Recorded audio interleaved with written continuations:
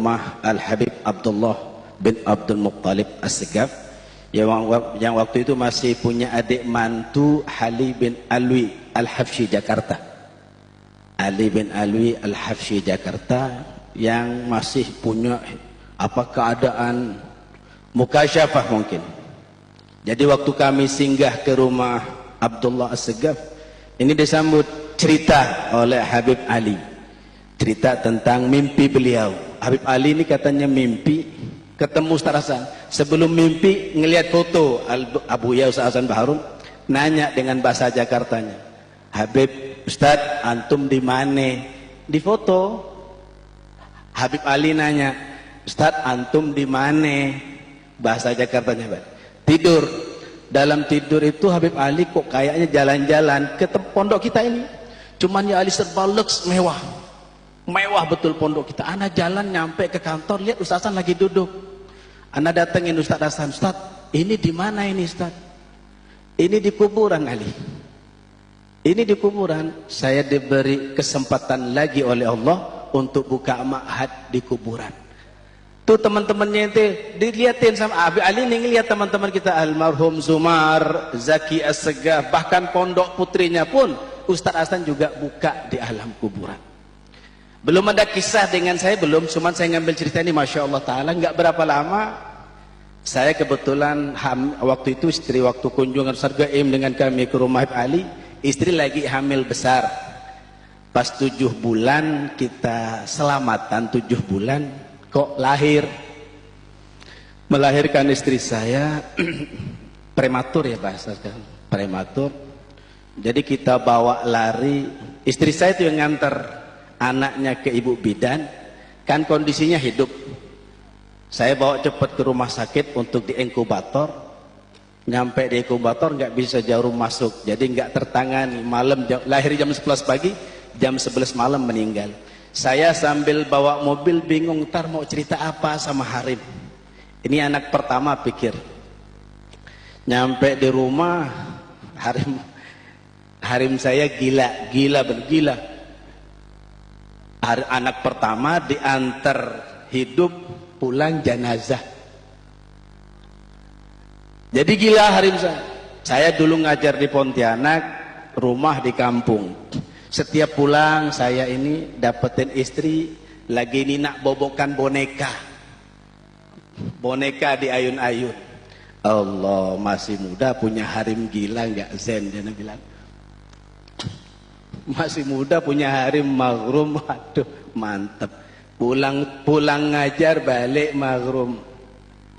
Subhanallah, ini ketika di Pontianak saya ingat cerita, tapi nggak masuk, nggak punya perasaan kalau kami bakal didatangi dalam tidur oleh almarhum Habib Hasan. Subhanallah, mudawi zahir wa batin, ustaz zahir wa batin Syekhuna Hala. Nggak pengen kami tukar dengan yang lain, emang Masya Allah. Subhanallah, dalam tidur saya yang di Pontianak dapat mimpi, Ustaz, anak punya anak meninggal, antum ambil Ustaz, antum ambil. Nggak jadi tilmid, jadi wildan, tukang bikin kopi. Saya ngelapor seperti itu, Ustaz, tukang bikin kopi, tidak apa-apa sudah. Subhanallah, cerita ini kan putus. Besoknya saya kembali ke rumah yang jarak tempuhnya 1 jam. Nyampe di rumah, subhanallah, istri keadaan bagus, sehat walafiat. Saya heran, kok bagus halnya ente, kenapa ini, ada apa? Tadi malam bah mimpi Ustaz Hasan Baharun lagi gendong anak bayi kita. Saya pemasrahannya waktu itu kok subhanallah langsung disambut sama Ustaz Hasan bin Ahmad Baharun. Subhanallah, ketika tempo 5 tahun berikut ini anak hadir. Qadhiyah waqi'ah, anak ini hadir gitu dalam tidur. Istri anak mimpi, saya kaget. Kok ngigo Harim? Wah, ini saya mulai curiga nih ada main. Kok ngigonya? Siapa ente nak? Siapa ente ini? Berdialog. Ketika sudah cukup panjang saya bangunin. Ente ngobrol tadi dengan siapa? Anak kita datang Pak. Siapa? Muhammad. Saya namakan Muhammad Nafis.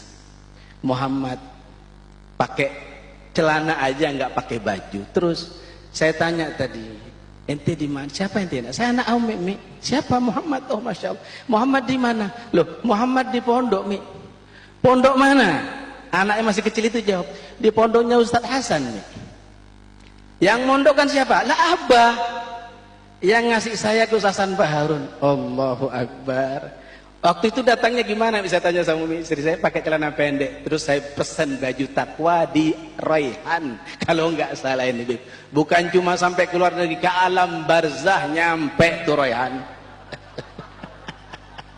Saking gonya sudah, Bib. Bukan cuma di alam dunia, alam akhirat sudah saya kirim, Bib. Saya pesan 2 waktu itu untuk seragam, biar nggak telanjang anak saya, Allah.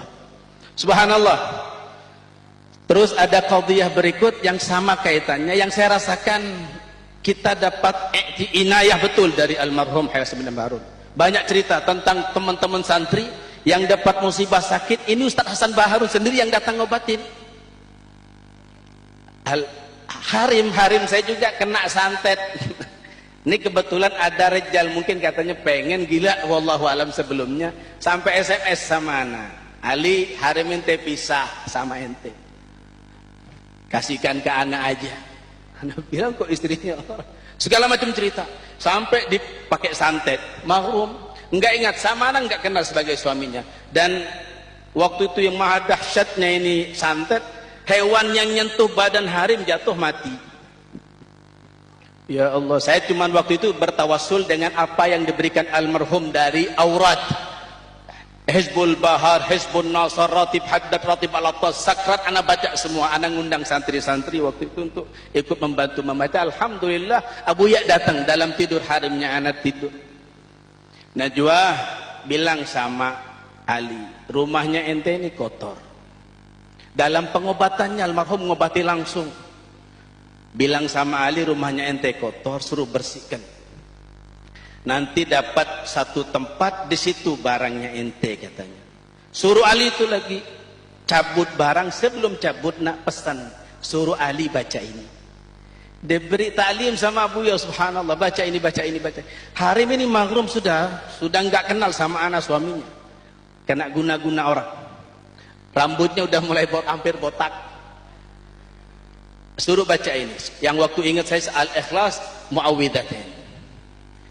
Saya cari-cari di hutan, samping rumah memang hutan, saya cari mustahil ada barang. Ternyata ada pohon pas di jendela kamar anak waktu itu. Saya lihat pohon pepaya. Saya rabak, di situ ada paku berbalut rambut istri. Sebelum saya babat, saya baca yang disuruh Ustadz Hasan bin Ahmad Baharun, untuk kemudian saya cabut, saya buang. Waktu dicabut, malam itu mimpi ketemu lagi istri dengan ternyata berbentuk ular. Sebelumnya memang mimpi digigit ular. Subhanallah, qadhiyah.